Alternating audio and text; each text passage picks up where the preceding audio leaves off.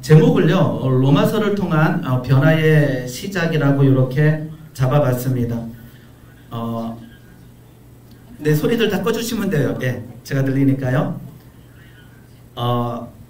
생각해보기라고 하는 요 단어가 있습니다. 보게 되면 앞에 제가 우리 모니터를 보면 되겠고요. 당신을 가장 화나게 아니면 기쁘게 하는 것은 무엇인가? 왜 그러한가? 이런 질문을 던지면서 오늘 로마서 강의를 시작해 보려고 합니다.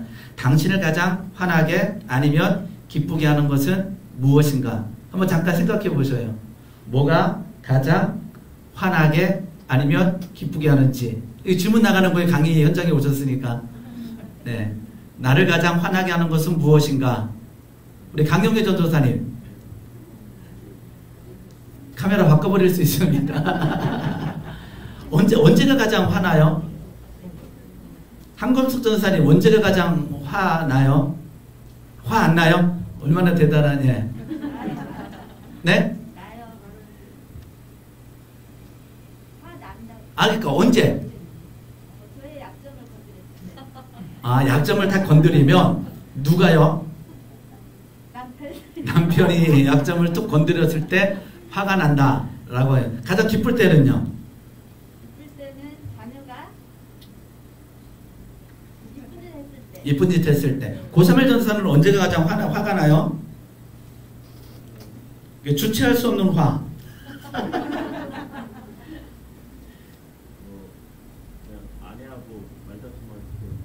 말다툼할 때, 말다툼하는 정도 가지고 이렇게 화가 나고 기쁘게 되고, 우리 인간은 다 그런 것 같아요. 화가 날 때가 있고 기쁠 때가 있는 것 같아요. 이제 근데 아까처럼 우리의 어떤 행동 양식들은 우리가 알고 있는 가치 체계를 통해서 나오게 되거든요. 그러니까 그것은 하나의 문화이기도 하고, 그러니까 어떠한 행동에 대해서 기쁠 수도 있고 기분 나쁠 수도 있어요. 근데 그것은 사람마다 달라요. 그러니까 기분 나쁘게 하고 기쁘게 하고. 예를 들면 제가 캐나다에 있을 때에 그들이 가장 화나게 하는 것들 중에 하나가 뭐냐면 기초 질서를 지키지 않을 때. 그러니까 예를 들면 우리나라 같은 경우에는 막 저기 동성애자가 느낌적으로 저들은 동성애다라는 느낌을 받을 때 막 걸어가게 되면 굉장히 불편할 거잖아요. 안 불편할 수도 있겠네요. 너무 성격들이 좋으셔가지고. 그럴 수가 있어요. 만약에 우리가 우리 앞집에 사는 사람이 동성애자다 그러게 되면 엄청난 분노와 화가, 마음의 불편함이 올라올 거예요. 근데 이제 캐나다에 있을 때 많은 사람들이 그 지점에서 화를 안 내요. 참 신기하게. 근데요, 예를 들면 제 앞에서 캐나다인들이 막 화를 낼 때가 몇 번 있었는데 뭐냐 그러면 신호 안 지킬 때. 뭐 횡단보도 앞에 캐네디언이 서 있는데 빨간불도 파란불도 없는 횡단보도 앞에 지나가려고 서 있는데 차가 그냥 지나가면요, 이 사람 굉장히 화를 내요. 막 차 뒤에 보고요, 막 손짓발짓 하면서 막 화를 내고 막 난리가 나요. 그들이 사고인 거죠. 그들이 사고, 그 다음에 우리들의 사고, 뭐 여러 가지가 있겠죠. 이제 그런데 아까처럼 화가 난다, 기쁘다라고 하는 것은 어디서 기반하냐 그러게 되면 내가 가지고 있는 사고에서 기쁨과 화가 나가는 거예요. 그러니까 아까처럼 제가 질문한 이유가 언제 화나죠? 언제 기쁘죠? 라고 할 때 그 화를 내고 기쁘게 하는 그 이유는 뭐냐면 내가 가지고 있는 사고, 내가 가지고 있는 문화, 내가 가지고 있는 이 관점에서 화와 뭐 기쁨과 분노와 이 여러 가지 게 다 나가는 거예요. 이해되셨어요? 그것 때문에 제가 이 문장을 가지고 온 거예요. 당신은 언제 화나는가, 기뻐하는가, 이런 거죠. 왜 그러한가라고 하는 것은 내가 가지고 있는 기본적인 어떤 사고, 내가 가지고 있는 세계관이라고 하는 이것 때문에 이렇게 출발을 하는 거예요. 그러면 인간은 변화 가능한가? 라고 하는 질문을 두 번째 던졌어요. 인간은 변화 가능한가? 잠깐만요.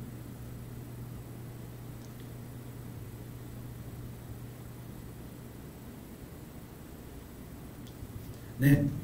변화 가능한가요? 아니면은? 가능해요? 여기는 그래도 우리가 다 기독교적인 정신에.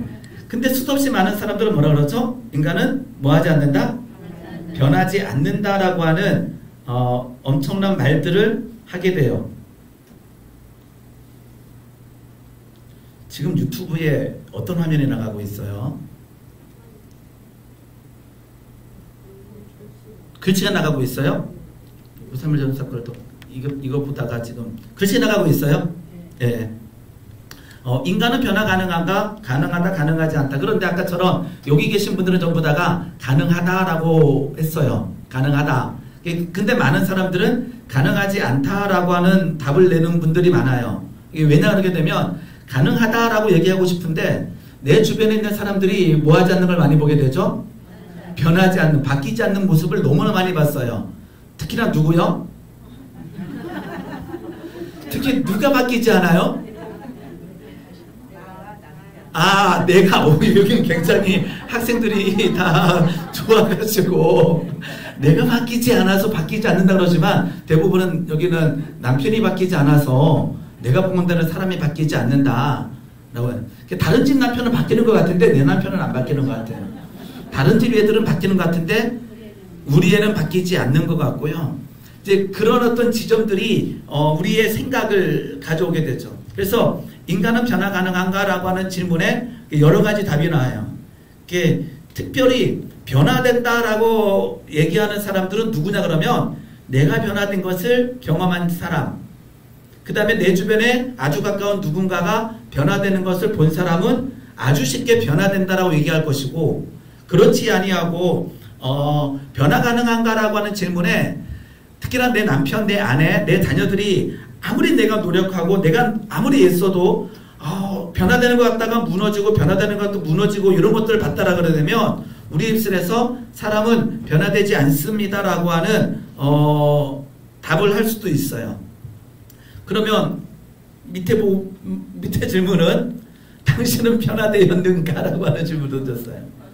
당신은 변화되었는가? 예예요? 아니에요? 굉장히 애매하죠? 분명히 예라고 대답해야 되는데 예라고 대답하지 못하는 뭔가가 있다라는 거죠. 아니요라고 대답하려고 그랬더니 내가 보건대 나는 변화는 됐어요. 변화는 됐는데 또 하려고 그랬더니 변화가 되지 않은, 이게 왜 기독교인으로서 이게 나오냐 그러게 되면요, 그런 것 같아요. 아까처럼 우리의 삶에 어떤 지점을 만나게 되냐 그러게 되면 우리의 삶에 십자가라고 하는 지점을 만나게 돼요. 지금 유튜브는 뭐가 나가고 있어요 지금?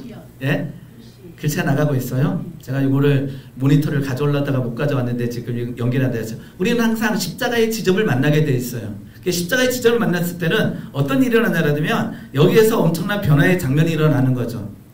이게 뭐 사도 바울이 경험했던, 아니면 수도 없이 많은 우리들도 경험했던 여기에서 어떠한 회심이라고 하는 엄청난 일을 겪을 때에 우리는 급작스러운 변화를 가져오게 돼요. 그 사람들도 우리는 보게 되고요. 근데 아까처럼 변화되는가라고 하는 질문에 변화된다라고 하는 답을 내렸어요. 그런데 아니요라고 하는 답을 또 여기까지는 올라와요. 믿음이 없는 것처럼 보일까봐 잘못하게 되면. 그런데 중요한 것은 이 십자가를 통과한 이후에 우리는 이 지점에서 어떠한 일을 겪게 되냐 그러면 죄와 회개를 반복하게 된다라는 거예요.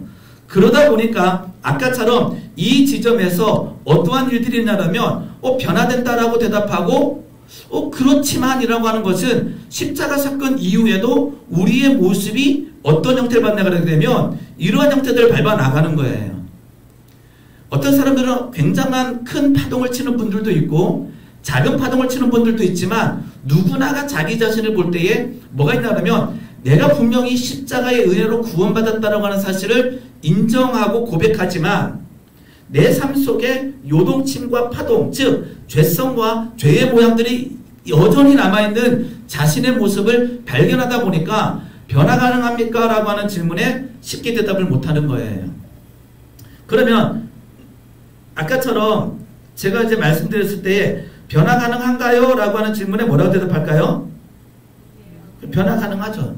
우리는 변화 가능합니다. 그런데 변화되었다면 무엇이 당신을 변화시켰는가? 아까처럼 변화됐지만 지금도 아까처럼 아니요라고 대답하고 계신 분들은 왜 그러냐면 그 변화라고 하는 게 지금도 되고 있기 때문에 우리가 아니요라고 하는 대답을 하는 거예요.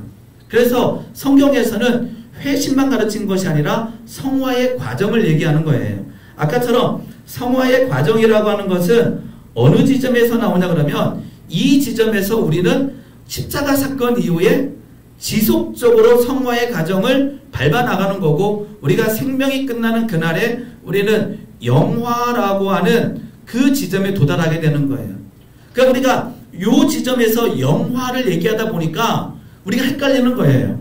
그런데 우리가 하나님의 나라 들어가기 그 전까지는 우리는 성화의 과정을 밟을 수밖에 없고 그 과정에서는 우리의 삶은 요동치는 거예요.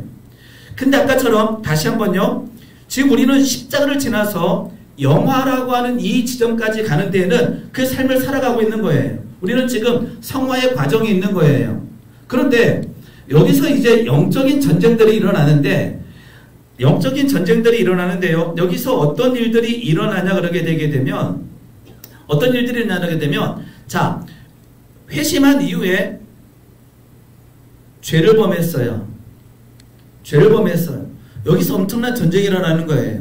어떤 전쟁이 일어나게 되면 사단은 우리가 죄를 지은 모습을 보며 우리를 어디로 이동시키고 싶어하냐 그러면 여기로 이동시키고 싶어해요. 우리의 생각을, 우리의 상황을 사단이 이동시킬 수 있는 게 아니에요. 우리의 상황을 사단이 우리를 너는 이전 단계로 옮겨놨어라고 사단이 옮기는 게 아니라 사단 우리에게 생각을 주는 거죠. 너는 뭐 하지 못했어? 구원받지 못했어? 너는 하나님의 자녀가 아니야? 너는 구원받았다 그러면서 너는 죄를 짓고 있니? 여기서 이런 엄청난 영적인 전쟁을 하게 되는 거죠. 그러다 보니까 실은 지금 이 지점에 있는 사람들이 굉장히 많이 힘겨워할 때가 있어요. 이건 나중에 한 번 더 하도록 하고요. 오늘은 지금 다시 한번 이 변화의 과정에서 한번 가볼게요. 아까 우리는 변화된다라고 가정을 했어요. 답을 했어요. 그러면 변화되었다면 무엇이 당신을 변화시켰는가? 아까처럼 지금 요동치는 모습이 아니라 아까처럼 변화되었다고 말씀하다가 죄를 범하는 이 지점을 생각하는 것이 아니라 내가 변화되었을 때 그 변화는 무엇이 우리들을 변화시키게 하셨죠? 대답을 하셔야 되는 거예요. 예수님, 말씀, 성령 하나님, 여러 가지 상황들이 우리로 하여금 우리를 변화시키게 한다라는 거죠. 그러면 우리가 이 로마서를 제가 그 로마서의 전체적인 주제를 로마서를 통한 변화의 시작이라고 잡았어요. 실은 다 할 수도 있지만 이 로마서를 읽으면서 제가 요청하는 것은 무엇이냐 그러면 변화이라는 거예요. 우리의 삶의 변화. 그 다음에 변화되지 않는 것처럼 느껴지지만 변화되고 있다라고 하는 것을 우리는 인정해야 돼요. 그것이 성화의 과정이기도 합니다. 그러면 자, 여기를 잠깐 볼게요. 네, 세계관의 변화라고 하는 것. 지금 그림을 보게 되게 되면 제일 바깥쪽에 뭐가 있죠? 행동 양식이 있어요. 두 번째가 뭐가 있죠? 가치 체계가 있어요. 그 가장 안쪽에는 뭐가 있죠? 세계관이 있어요. 자, 우리가 사람의 변화라고 얘기할 때 무엇이 변화됐을 때 가장 기쁠까요? 행동 양식이 변화되게 되면 굉장히 기뻐요. 오늘 공부하지 않던 애가 갑자기 공부하는 거예요. 얼마나 기쁜지 몰라요. 행동 양식이 우리를 기쁘게 하는 거예요. 그런데요, 행동 양식의 변화는 세계관이 변화되었다, 변화되지 않다라고 얘기할 수가 없어요. 그 말은 뭐냐면 오늘 내 겉모양만 바꿀 수 있다라는 거예요. 사람은 오늘 나의 겉모양만 바꿔서 상대방에게 보여줄 수 있다라는 거죠. 그게 행동 양식이에요. 그래서 우리가 사람을 변화시킬 때에 가장 초점을 두는 것은 행동 양식이에요. 그래서 너무 기뻐요. 왜냐하면 오늘 내가 설교를 했는데 아니면은 어떠한 뭔가를 했는데 사람의 행동 양식이 변화되어 있는 거예요. 그러면 실은 너무나 기쁘죠. 왜요? 말씀 한 번 듣고 행동이 바뀌었으니까. 그런데 뭐 하게 돼요?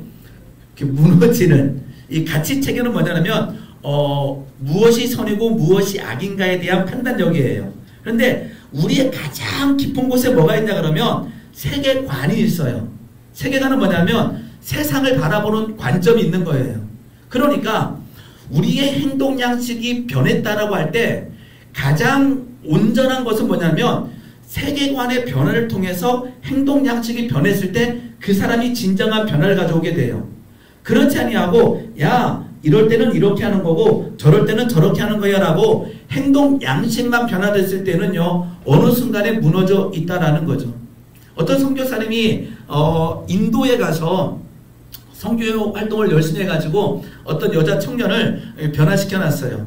야 예수 그리스도는 살아계시며 예수님의 보혈의 놀라운 능력으로 너는 구원받았어. 그리고 이제 구원받았으면 그 구원의 기쁨과 감격을 가서 전도해야 돼.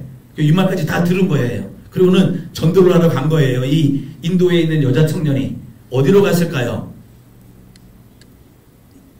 이걸 마치신 분에겐 제가 걔한테 가서 전도하고 있는 거예요. 걔한테 가서 전도하고 있는 거예요. 그게 걔는 우리의 생각에 걔는 뭔가 없으니까 그냥 연습, 우리 그럴 수 있잖아요. 전도하기 부끄러우니까 나라에게 수치감과 부끄러움을 주지 않는 벽을 보고 연습한다든지 아니면 그래도 개나 고양이 놓고 한번 연습하고 간다 이렇게 생각할 수 있지만 그게 아니에요. 그 청년의 사고방식에는 그 개가 구원받아야 될 대상인 거예요. 진짜 전도하고 있는 거예요. 거짓말로 전도하고 있는 것이 아니라 그 개를 보면서 진짜 예수 믿으라 하고 있는 거예요. 왜요? 그의 기본적인 문화, 기본적인 사고방식, 기본적인 세계관에는 개가 죽은 다음에 뭐가 될 수 있기 때문에 사람으로 환생할 수 있기 때문에 그한테 가서 정성을 다하여 개야 너가 나중에 구원받고 사람으로 태어나기 위해서는 구원의 관점이 세계관이 변화되지 않은 거죠. 그러니까 거기에 있는 어떠한 연기설, 환생, 전생과 현생과 내생을 얘기하는 이 사고방식이 깨지지 않다 보니까 구원의 소식을 들어서 전도하러 나가지만 그 사고방식을 가지고 전도하고 있는 거예요. 우리 가끔 가다가 이렇게 무속에 계셨다가 전도되어져서 오신 분들이 계셔요. 그러면 그들의 사고와 그들의 방법은 전혀 달라요. 교회에 앉아있고 성경을 보고 기도하지만 그것은 행동 양식이 변화된 거지 아직 가장 기본적인 세계관이 변화된 건 아니라는 거예요. 그러니까 세계관이라고 하는 것은 문화의 세 가지 지층, 행동 양식, 가치 체계, 세계관 중에 가장 심장부에 있는 게 세계관이에요. 그러니까 사람이 완전히 변화되기 위해서는 이 세상을 보는 관점까지 변화되어야 되는 거예요. 이것이 변화되지 않고 겉에 것만 변화되면요 화병 걸릴 수가 있어요. 오늘 말씀을 듣고 남편한테 가서 화내지 말라. 화내지 않는 것은 뭐가 변하는 거죠? 행동 양식이 바뀌는 거예요. 그래서 오늘 집에 가서 화를 안 냈어요. 근데 내 속에 있는 세계관은 안 바뀐 거죠. 관점은 남편 아까 나의 약점을 얘기할 때 화딱지가 나. 이 사고가 안 깨졌어요. 그러면요 오늘 화내지 마라 라고 하는 행동 양식을 말씀을 듣고 가서 화를 내지 않았어요. 남편이 막 약점 갖고 화딱지가 나게 만들어요. 화가 났을까요? 안 났을까요? 났는데 행동 양식으로 안 나오는 거죠. 굉장히 귀한 모습이긴 해요. 그렇죠? 그런데 이 사람요 화병 걸려요. 참다가 뭐 해버리죠? 결국은 폭발해버려. 어느 지점에 가면. 그러니까 행동 양식의 변화만 가지고 얘기하는 것이 아니라 진정한 변화라고 하는 것은 뭐가 되는 거죠? 행동 양식을 넘어서 뭐가 와야 되는 거예요? 세계관의 변화. 즉 내가 세상을 바라보는 관점의 변화가 바뀌지 않으면 아까처럼 견디는 사람이 되어 있는 거예요. 견디는 사람은요 실은 하나님께서 우리에게 인내하라기 때문에 견디는 그 자체는 굉장히 귀한 거예요. 근데 이게 빨리 안 깨지면요 믿으면서 괴로운 거예요. 그래서 믿는 사람의 지점이요 자유한 지점이 아니라 괴로운 지점에 오래 머물 때가 있어요. 아까처럼 십자가를 건널 때는 굉장히 기쁜데 십자가 건넌 이후에 그 인내만 하다 보니까 성령 안에서 자유함을 누리지 못하다 보니까 거기서 인내만 하는 거예요. 견디는 거죠. 견디는 거죠. 새벽 예배도 그냥 열심으로 하는 거죠. 자유함으로 기쁨으로 나가는 게 아니라 내 힘으로 하다 보니까 이제 나가면서 힘든 거예요. 나가는 그 자체는 행동 양식이 변화돼서 보는 사람으로 하여금 너무나 귀하게 만들어요. 그런데 내 속사람이 내 기본적인 아주 깊은 곳에 있는 이 관점이 변하지 않다 보게 되게 되면 힘겨운 거예요. 그래서 믿음 생활이 힘들어요? 쉬워요? 잘 대답하셔야 되는 거예요. 믿음 생활이 힘들어요? 쉬워요? 새벽 예배가 쉬워요? 힘들어요? 네, 잘 대답하시고 제가 얘기한 거에 대해서 한번 생각해 보셔요. 내가 왜 힘들지? 그런데요, 무리를 해서 힘든 거면 쉬어야 돼요. 저는 오늘 새벽 3시 반에 일어났어요. 3시 반에 일어나서 와서 새벽 설교 준비하고 설교하고 집에 갔다가 잠깐 밥 먹고 바로 나와서 지금 이 시까지 있는 거예요. 힘들까요? 안 힘들까요? 힘들어요. 근데 아까처럼 내가 잠을 덜 자고 내가 육신의 피곤함이 있어 힘들면 이거는 쉬어야 돼요. 이걸 잘못 판단하게 되게 되면요, 힘든데 영적으로 힘든 거야 그러면서 안 자요. 아니에요. 피곤하면 뭐 해야 돼요? 자야 돼요. 그런데 잤는데 피곤하신 분들이 계세요. 푹 주무셨는데 오늘 저는 새벽 3시 반에 일어났는데 새벽 예배도 건너뛰고 한 9시에 일어나서 늦지막지 일어나서 오셨는데 피곤해요. 여러 가지 이유가 있어요. 육신의 질병이 있을 수도 있어요. 병원에 가야 돼요. 그런데요, 눌려있는 경우가 있어요. 이런 경우는 깨야 되는 거예요. 우리의 삶에 진정한 변화란 내 세계관이 깨져야 되는 거예요. 그렇지 않으면요, 행동 양식만 하다가 문제돼 버리고요. 그러면서 행동 양식 보고 직분까지 이제 예를 들게 되면 초신자에서 아니면은 이제 뭐 권찰에서 집사에서 권세에서 올라가다 보니까 이제는 뭐 하는 사람이 돼버려요? 숨기는 사람이 돼야 되는 거예요. 나를 이제 포장하는 사람이 되는 거예요. 점점 무서워지는 거죠. 오래 신앙생활 할수록 직분이 올라갈수록 이제 어떤 문제가 있나 그러게 되면 내 세계관을 터치하지 못하고 나의 겉모양만 터치하는 사람이 되는 거죠. 그러면서 뭐가 돼버려요? 율법주의자가 점점 돼가요. 율법주의자. 히브리서 4장 12절 제가 굉장히 좋아하는 말씀이기도 한데 한번 같이 읽어볼까요? 준비 시작. 살아있고 활력이 있어 자위의 날선 어떤 것보다 예리하여 혼과 영과 및 관절과 골수를 찔러 쪼개기까지 하며 또 마음의 생각과 뜻을 판단하니. 하나님의 말씀은 살아있다라고 하는 이 말씀을 저는 굉장히 좋아해요. 자, 좋아해요? 알아요? 현실이 돼야 한대요? 이거 될 때 능력이고 안 되면 괴로움인 거예요. 자, 하나님의 살아있다는 걸 믿어요? 하나님이 살아계시다는 걸 믿어요? 성령 하나님이 나를 오늘 돕는다는 것을 믿어요? 근데 그게 현실화되지 않으면 이게 괴로운 거예요. 믿는데 나타나지 않으면.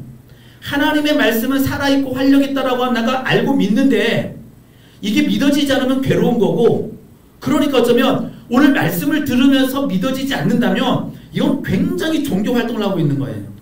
엄청난 종교활동을 하고 있는 거죠. 그 괴로움을 나타내지 않으면서 웃으면서 그리고는 믿음 좋은 척 하려니까 굉장히 힘든 거예요.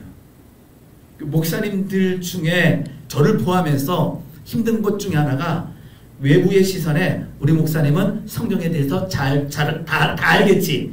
잘이 아니라 다. 가끔가다 이런 생각을 품는 분들이 계셔요. 이거 목사님을 하나님 자리로 막 던져버리는 아주 잘못된 행위를 하고 계시는 분들. 근데 그런 생각을 가진 분 앞에 서기가 어떨 때는 두려울 때가 있어요. 아이, 목사라고 다 아는 게 아니에요 라고 겸손하면 되는데 그러지 않고 숨기고 싶을 때, 이럴 때 괴리감이 생기는 거죠. 중요한 건요, 우리가 하나님을 믿는다라고 할 때 그 말씀의 능력, 하나님이 살아계시는 것을 믿는다라고 할 때 뭐가 일어나지 않으면, 그 능력이 나타나지 않으면요, 구원받았다라고 믿으면서 그 믿음의 삶의 형태들은 힘겨운 거예요. 견디는 거죠. 실은 견뎌야 돼요. 견딜 때 하나님께서 어느 지점에서 우리를 터뜨려 주시는데, 자, 진정한 변화란 세계관, 내 속사람이 변화가 일어나야 된다라는 것입니다. 자, 우리 기독교 세계관은요, 가장 기본적으로 창조, 타락, 구속이라고 얘기를 해요.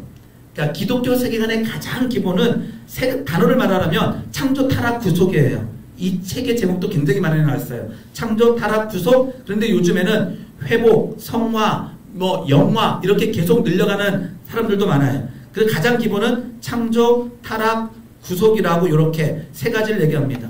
우리 아시겠죠? 창조, 타락, 구속.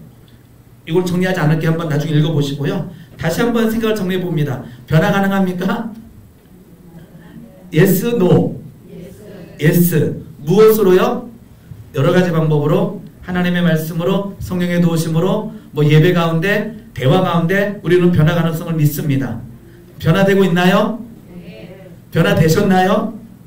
자, 변화되셨나는 좀 조심한 답변이에요. 내라고 할 때 변화됐다라는 변화됐다라는 거고, 그 다음에 그 속에는 아직도 변화되고 있어요. 아직도 성화되고 있어요. 아직도 하나님의 뜻을 이루고 해서 나는 달려가고 있습니다라고 하는 그 내용이 들어있으면 된다라는 것입니다. 그러면요, 우리가 로마서를 배우니까 로마서를 통해서 변화된 사람들이 참 많아요. 세 사람을 잠깐 나누겠는데요. 첫 번째는 이제 아우구스티누스라고 하는, 어거스틴이라고 하는 참회록을 지었던 굉장히 유명한 신학자죠. 어거스틴은 방황하던 시절에 로마서의 한 절을 읽고 변화되었습니다. 아까처럼 이 변화라고 하는 단어는 완전한 변화를 얘기하는 게 아니에요. 그러니까 우리가 조심스러운 거예요. 변화됐다라고 하는 것은 일순간에 확 한번 변화됐지만 그 변화된 지점에서 또 무너짐이 나타나요. 그러니까 이 변화는 완전함에 이르렀다라고 하는 변화라고 하는 느낌이 아니에요. 성장했다라고 하는 거죠. 기독교, 이제 만이교를 막 따라가고 막 그 진리에 대한 그 갈급함이 있었어요. 기독교를 등지고 방탕하게 지내며 막 사생아도 낳고 그러면서 다른 종교, 만이교겠죠? 다른 종교를 통해 진리를 추구하던 그는 32살이던 386년 9월에 로마서를 읽었던 사건으로 인해서 변화되었습니다. 사건으로 해서 변화됐고요. 다음은 어거스틴의 참회록, 고백록 중에 일부입니다. 되풀이되는 소리는 이제 아이들이 막 놀고 있었거든요. 되풀이되는 소리는 집어라, 읽어라, 집어라, 읽어라. 이제 옆에서 막 애들이 하는 거예요. 집어라, 읽어라, 집어라, 읽어라. 그래서 집어들자, 펴자, 읽자, 그리고는 첫눈에 들어오는 구절은 이러하였습니다. 이거는 의역한 거고요. 밑에 거 한번 개역개정으로 한번 읽어볼게요. 준비, 시작. 낮에와 같이, 시작.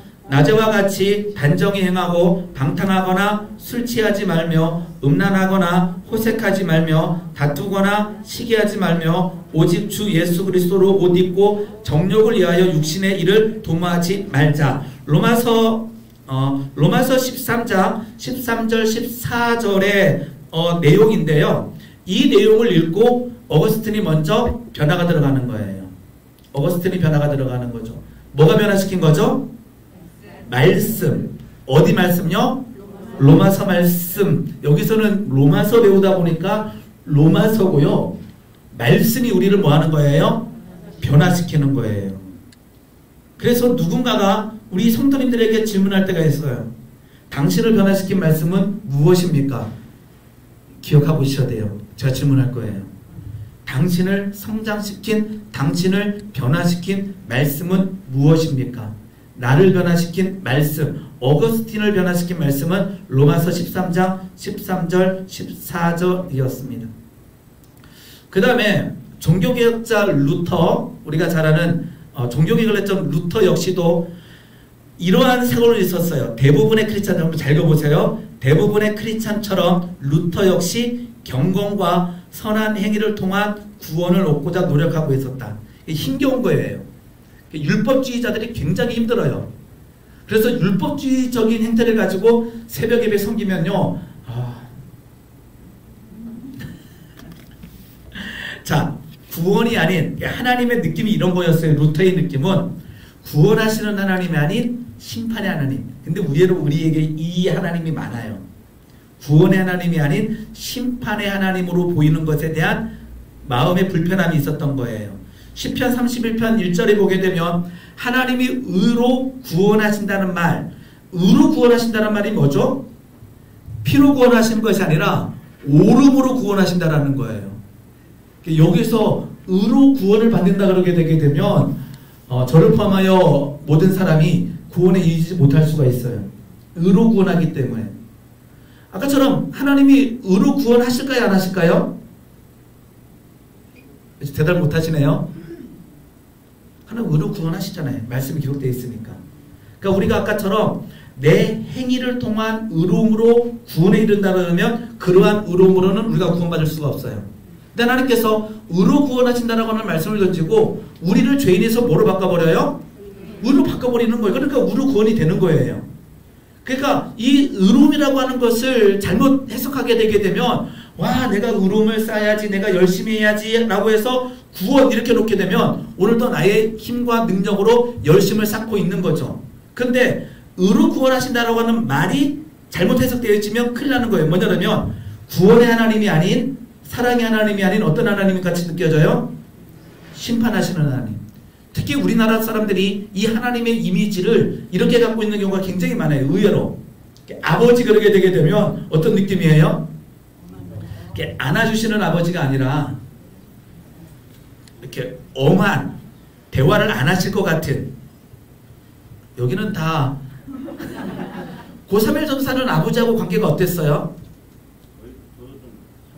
아 차가웠을까? 그럴 것 같지는 않은데 저는 가부장이라고 하는 그런 배경에서 우리는 다 자랐잖아요. 저희 아버지는 굉장히 좋으신 분이었어요. 방송 중이니까 아버지 사랑합니다.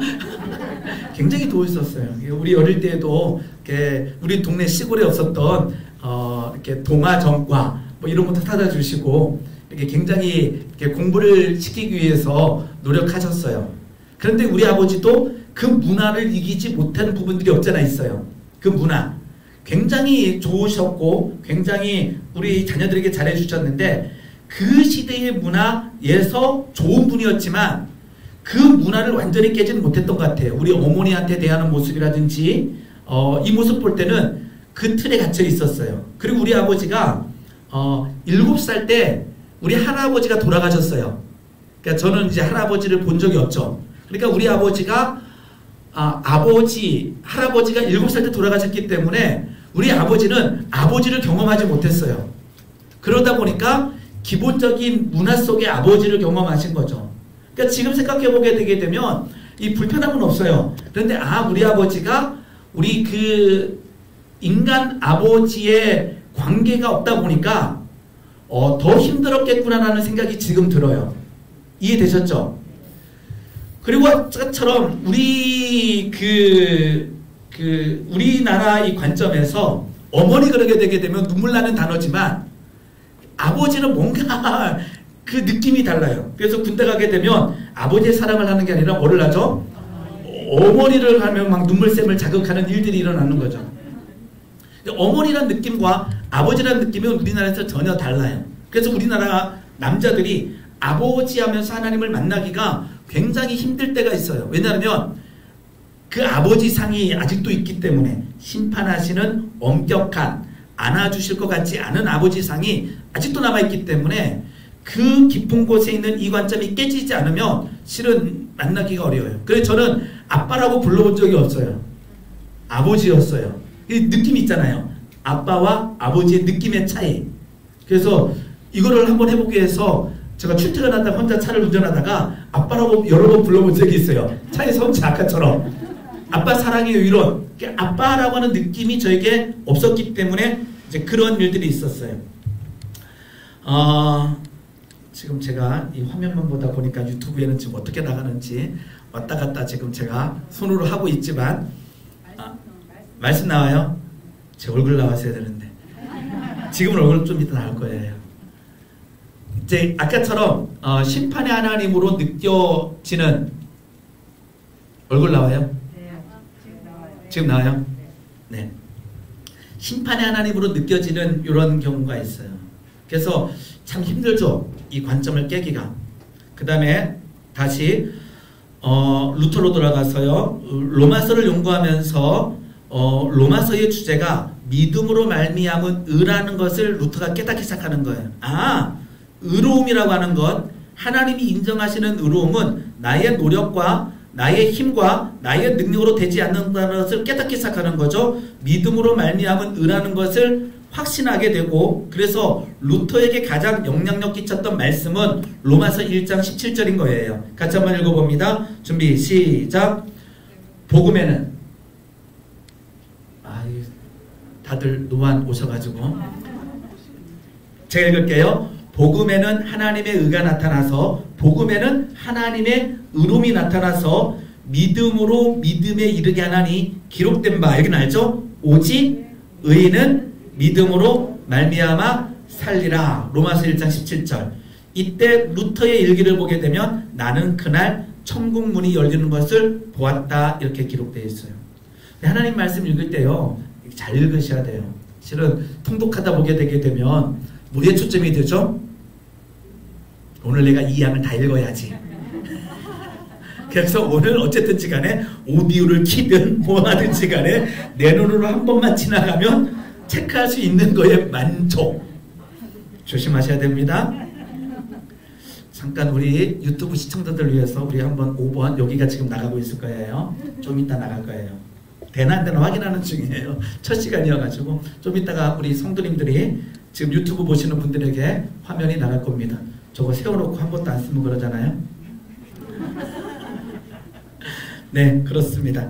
그 다음에 다시 돌아오고요. 네, 웨슬리라고 하는, 웨슬리가 1738년 5월 24일 우리 감리교 창시자였던 웨슬리의 일기는 이렇게 일기장에 썼습니다. 그날 저녁에 나는 올더 스트리트 가에 있는 기도 모임에 별로 가고 싶은 마음이 없어서, 굉장히 중요하죠. 별로 가고 싶은 마음이 없었으나 갔다. 그날 변화된 거예요. 오늘 새벽에 별로 가고 싶지 않아서 집에서 주무신 분들, 오늘 하나님께서 변화시키려고 하셨는데 계획이 틀어졌을 수가 있습니다. 별로 가고 싶은 마음이 없었으나 갔을 때 변화된 거예요. 와, 오늘 유튜브 시청하시는 분들, 별로 가고 싶은 마음이 없었으나 그날 갔다. 그날 변화됐다라는 거예요. 굉장히 중요한 거예요. 거기서 어떤 사람이 루터의 로마서 강의 서문을 읽고 있었다. 밤 9시 15분쯤 그 낭독자가 우리가 그리스도를 믿을 때 하나님께서 우리 마음에 변화를 가져오시는 일을 묘사하는 말을 듣는 중에, 강의였죠? 말씀이었죠? 듣는 중에 나는 내 마음이 이상스럽게 뜨거워짐을 느꼈다. 하나님의 일하심이죠? 다시 한번, 별로 가고 싶은 마음이 없었던 그날 참석했을 때의 성령의 임재하심. 아주 중요한 키워드예요.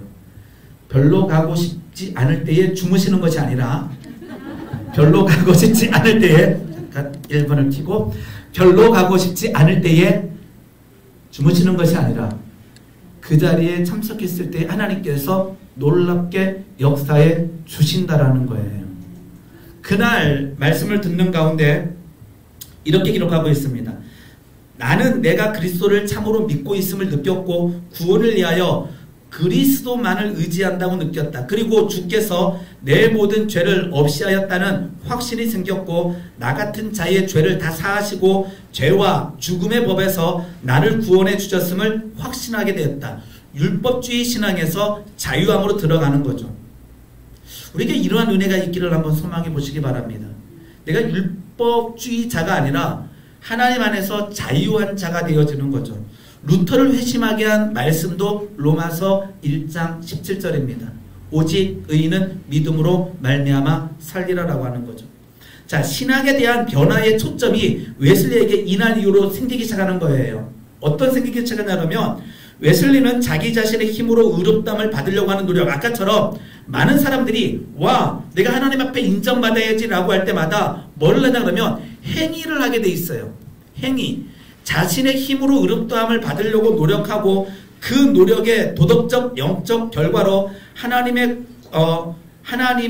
구원을 얻으려고 노력했다면 이제 바뀌게 되는 거죠. 와, 오직 의인은 뭐로 말미암아? 믿음으로 말미암아 살리라 라고 하는 거죠. 이렇게 로마서는 참 많은 유명한 신학자들의 삶을 변화시켜 놨어요. 중요한 것은 웨슬리만 아니면 루터만 아니면 어거스틴만 변화되는 것이 아니라 우리 역시 하나님의 말씀으로 정확하게 들어올 때에 놀라운 변화와 능력이 나타난다라는 거예요. 오늘 이것이 깨져버렸다면요, 도전하셔야 돼요. 그것은 뭐냐면 예배 시간에 개신교의 예배라고 할 때는요, 말씀을 듣는 능력이 굉장히 커요. 천주교 같으면 예전 어떠한 미사 드린다라고 할 때 이렇게 행위가 많아요. 뭔가를 예식을 하는. 근데 우리 기독교는 말씀의 범주가 커요. 그러면 오늘 이들을 읽으면서 우리가 도전받을 것은 무엇이냐면 말씀을 듣는 자리에 앉아 있는 것으로 만족하는 것이 아니라 그 말씀이 나의 삶에 성령 하나심으로 인해서 변화의 아주 강력한 변화의 말씀이 되어진다라는 거고, 내가 그렇게 믿는다면 내 남편과 내 자녀들도 그러할 수 있다라는 거예요. 이제 로마서를 한번 보도록 하겠습니다. 자, 로마서를 읽기 전에 우리가 알아야 될 내용들이 있는데요. 로마서는 누가 적었죠? 네, 바울이 적었습니다. 로마서 1장 1절 보게 되면 저자가 나와 있고요. 누구에게 썼나 그러면 로마에 있는 교인들에게 썼어요. 그러니까 로마에 있는 교인들이 있었고요. 지금도 우리가 조금 더 알아야 될 건 뭐냐면 로마 교회는 교회의 형태가 아니라 뭐였다? 가정교회의 형태였다라는 것을 우리가 알아놓으시면 되고요. 나중에 로마서 16장 읽을 때에 사도 바울이 얘기하는 그들은 전부 가정교회의 지도자들이었습니다. 그 다음에 로마 교회의 기원에 대해서는 알려진 바가 없습니다. 즉 사도 바울이 개척한 교회가 아니다라는 거죠. 왜냐 그러게 되면 사도 바울이 로마서를 쓸 때에 로마에 가본 적이 없다 그랬기 때문에 많은 교회는 사도 바울에 의해서 세워졌지만 로마 교회는 사도 바울이 세운 교회가 아니다라고 하는 거죠. 그러면 로마 교회는 누가 세웠을까라는 거예요. 추측하건대 이제 사도행전 1장에 이제 사도행전 보게 되게 되면 예루살렘에서 오순절 마가의 다락방에서 성령의 놀라운 능력이 임하고 베드로가 말씀을 전해요. 그때 믿는 자도 있고 믿지 않는 자도 있었는데 그 오순절 때에 그 각국에 세계 각국에서 예루살렘 성전의 명절을 지키러 왔다가 그 성령의 임재와 제자들의 변화와 제자들에 의해서 선포된 말씀을 들은 거기서 믿는 자가 이제 자기가 살고 있는 로마에 돌아가서 로마의 교회가 세워졌겠다라고 추측하고 있습니다. 그 다음에 바울은 3차 전도 여행 중에 고린도에서 로마서를 썼고요. 로마에 보내는 편지이기 때문에 썼고, 시기는 약 57년, 58년 경으로 우리가 알려져 있습니다. 자, 여기가 굉장히 중요한데요. 이게 아마 처음 듣는 분들은요, 웬 이렇게 황제 이름이 나올까 그러지만 로마서 18장을 잠깐 볼게요. 우리가 실은 성경이 나와 있는 우리가 잘 아는 로마 황제 이름 중에 한 명이 누구죠? 우리 잘 아는 있잖아요. 네로 황제 있잖아요. 네로 황제 앞에 황제 이름이 글라우디오라고 하는 황제인데요. 처음 듣죠? 사도행전 18장에 보면 이 황제 이름이 나와 있어요. 예, 18장 1절 2절 한번 볼게요. 굉장히 중요한 말씀이에요. 이 로마서를 이해하는데 로마서 18장 1절 2절 보게 되면요, 이렇게 되어 있습니다. 그 후에 바울이 아덴을 떠나 고린도에 갔을 때에 이르렀을 때에 아굴라라고 하는 본도에서 난 유대인 한 사람을 만나니 그다음에 뭐라 써있죠? 글라우디오가 모든 유대인을 명하여 어디서 떠나라? 로마에서 떠나라 한 까닭에 그가 그의 아내 브리스길라와 함께 이탈리아로부터 새로 온지라 바울이 그들에게로 가매. 지금 우리가 잘 아는 누가 나오죠? 아굴라와 브리스길라에 살고 있는 땅은 어디였죠? 이탈리아, 로마였어요. 로마에 살고 있었는데 그 로마에 살고 있었던 때에 글라우디오라고 하는 이 황제가 로마에 살고 있는 모든 유대인들을 쫓아내버린 거예요. 자, 쫓아내버렸어요. 쫓아내서 아굴라와 브리스길라가 그 명령을 따라서 도망 나올 수밖에 없는 거예요. 그래서 도망 나와서 고린도까지 도망 나온 사람이 누구예요? 아굴라와 브리스길라. 왜 도망 나왔죠?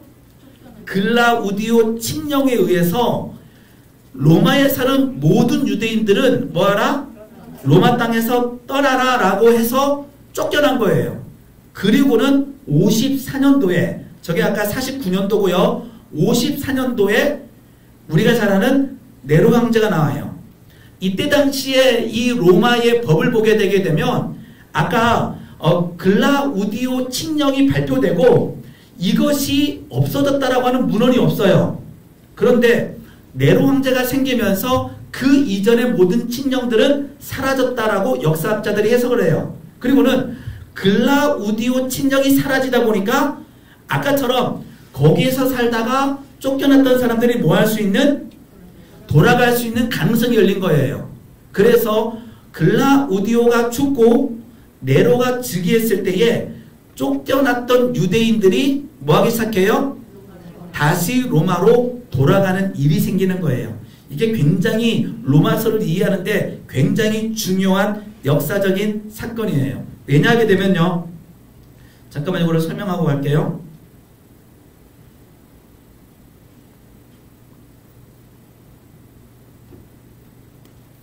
자, 어떤 일이 일어났냐게 되면 아까처럼 아까 몇 년도였죠?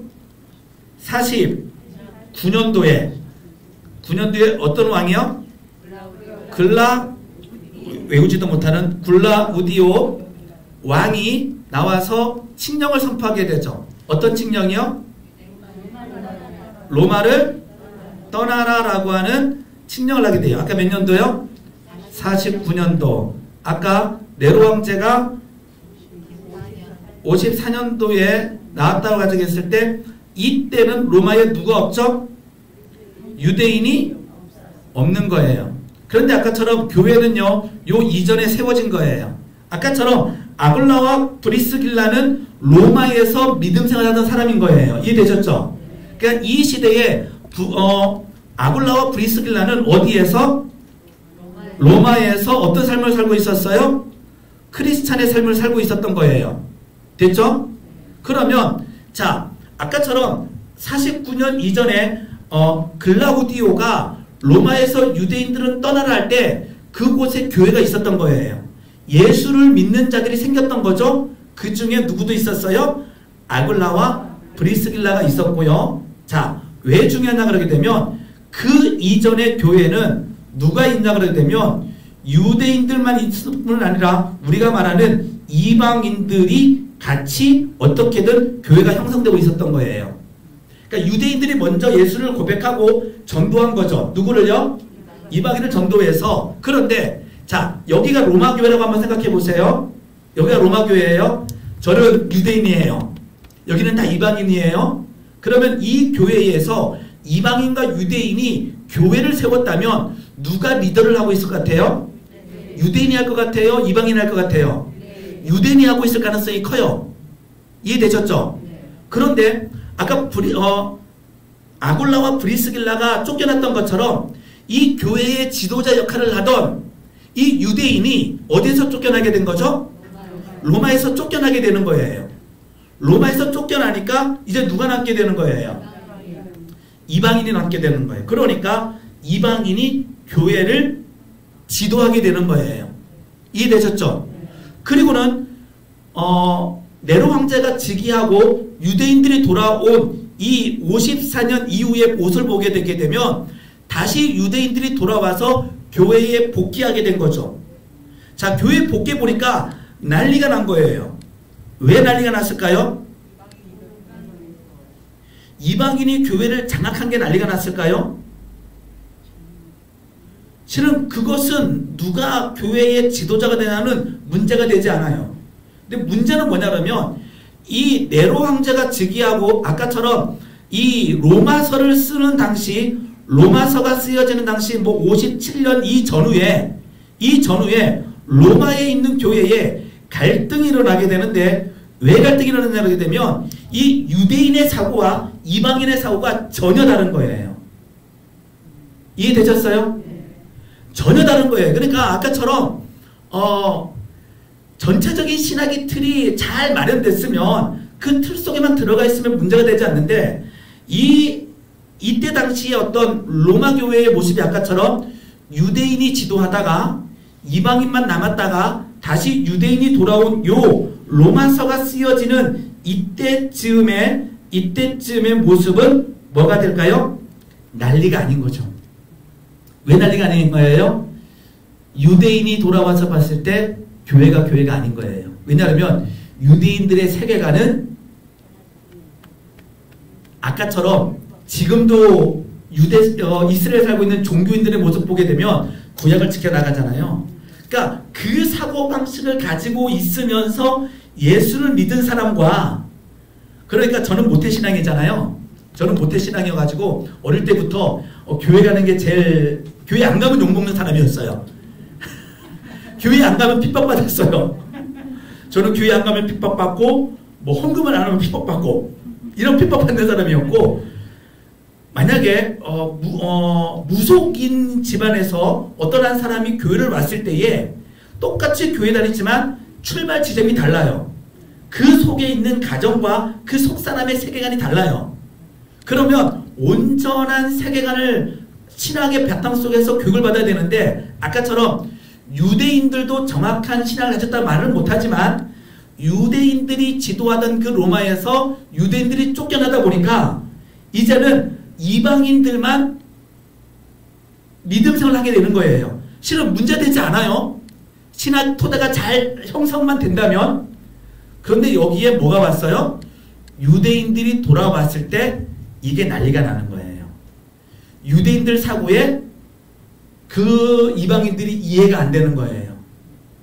이방인들의 사고에 유대인들이 돌아왔을 때 난리가 나는 거죠. 그래서 아까 역사적 배경을 조금 보면요, 유대인과 이방인들의 갈등이 원인이 되는데, 아까처럼 칙령 이전에 교회 주도권이 유대인들에게 있었으나 추방 이후에 이방인들에 의해서 교회가 운영되기 시작했어요. 그리고는 유대인들이 돌아왔을 때 여러 가지 충돌이 생길 수밖에 없는 거예요. 이해되셨어요?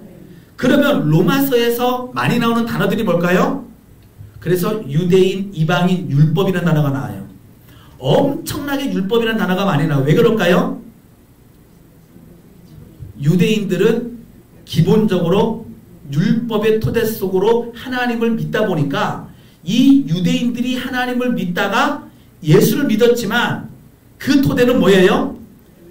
구약 율법의 토대 속에서 믿음으로 와서 아무리 자기 사고를 깨려고 해도 깨지지가 않는 게 있는 거예요. 뭐요? 모세 오경이 안 깨지는 거예요. 그러니까 이방인들 보게 되면 난리도 아닌 거죠. 가장 걸리는 게 뭘까요? 할례. 그래서 로마서 보면 할례라는 단어가 많이 나와요. 할례도 많이 나와요. 그래서 아브람도 나오고요. 왜냐하면 유대인들의 조상 아브람. 그러면서 걸리는 게 뭐냐면 음식이 걸려요. 그러니까 같이 교회 생활하도 난리가 나는 거예요. 교회 딱 와서 밥 먹자 했을 때 이방인들이 먹는 것과 유대인들이 먹는 게 다르면 실은 문제가 안 되거든요. 신학시대에는. 근데 유대인들은 미치는 거죠. 이방인들이 먹는 음식을 보면서 소화가 안 되는 거예요. 이방인들은 유대인들이 이해가 안 되는 거예요. 야, 자유를 주셨는데 아니 그 음식 갖고 왜 싸우냐 라고 하는 엄청난 일들이 여기에서 일어나는 거예요. 그러니까 로마서 편지가 오기 전에 교회의 모습은 갈등의 모습인 거죠. 그래서 그 유명한 사도 바울이 로마서에다가 편지를 보내고, 이때 당시 편지를 사람이 가져가는 거예요. 그죠? 사람이 가져가서 사도 바울이 로마에 편지를 보냈습니다 라고 할 때 어떻게 했어요? 유대인들의 관점에서는 제발 그 편지에 누구를, 우리를 옹호하는 글들이 쓰였으면 좋겠다. 이방인들은 사도 바울이 이방인의 사도라고 했는데 우리를 위하는 글이 있었으면 좋겠다 라고 하는 엄청난 생각들이 있는 거예요. 오늘 로마서는 거의 안 볼 텐데요, 로마서 2장 1절만 한번 볼게요. 로마서 2장 1절 보게 되면요, 이렇게 나와 있어요. 그러므로 남을 판단하는 사람아. 자, 이거 사도 바울이 누구에게 얘기하는 것 같아요? 아니에요. 양쪽 아니에요. 유대인이에요. 유대인. 그래서 2장은요. 유대인이 읽으면요. 가슴이 벌렁벌렁한 내용이 있어요. 로마서 2장을 읽을 때는요. 로마인 보게 되게, 그래서 로마서 2장의 마지막은 표면적 유대인이 유대인이 아니며 표면적 육신이 할례가 아니니라. 오직 이면적 유대인이 유대인이며 할례는 마음의 하나라고 하는 유대인의 마음을 그냥 팍팍 찔러놓는 내용이 로마서 2장에 들어있어요. 그래서 유대인들이 가지고 있는 사고를요. 로마서 2장에서 막 깨버려요.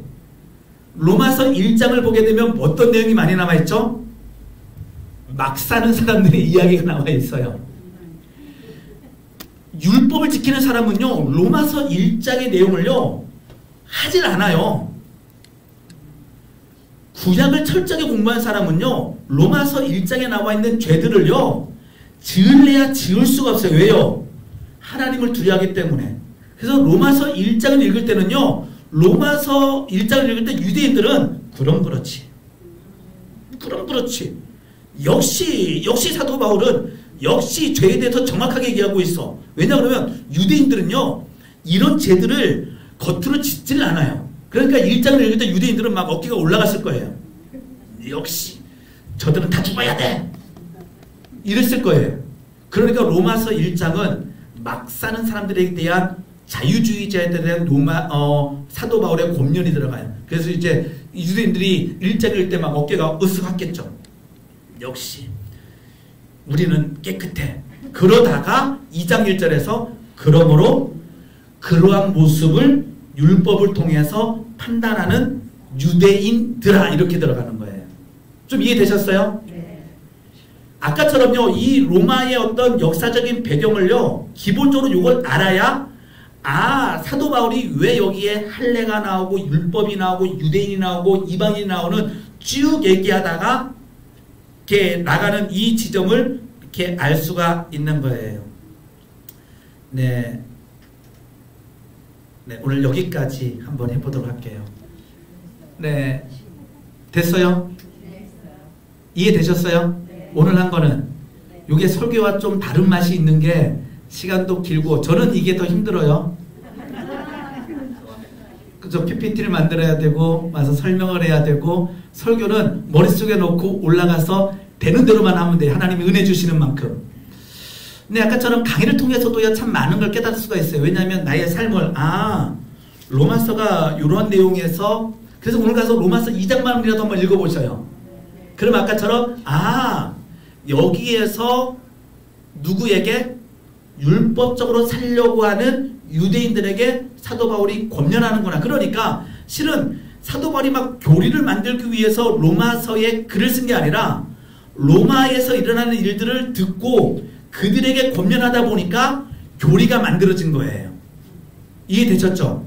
예, 그러면서 로마서를 잠깐 읽어 나가겠고요. 요 이후에도 우리가 한번 보도록 하겠습니다. 다음 시간에 보겠고요. 오늘 여기까지 했다라는 걸 기억해 두시면 되겠습니다.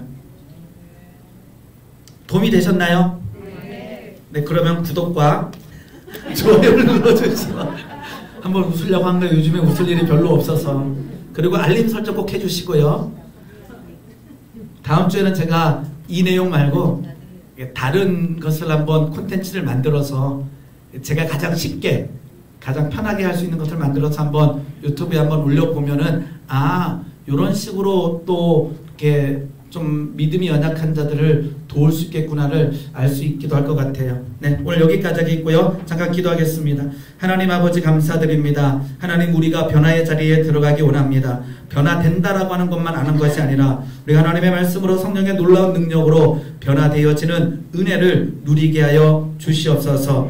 오늘 이 자리에 있든지 아니면 어디 있든지 간에 하나님 그들에게 성령의 인도하심을 누리기를 소망합니다. 하나님 루터가 하나님 웨슬리가 아니면 어거스틴이 로마서 말씀을 통하여 변화됐던 것처럼 하나님 우리 모두 하나님의 말씀을 통하여 변화되어지는 놀라운 은혜의 자리에 있게 하여 주시옵소서. 감사합니다. 예수님의 이름으로 기도드리옵나이다. 아멘.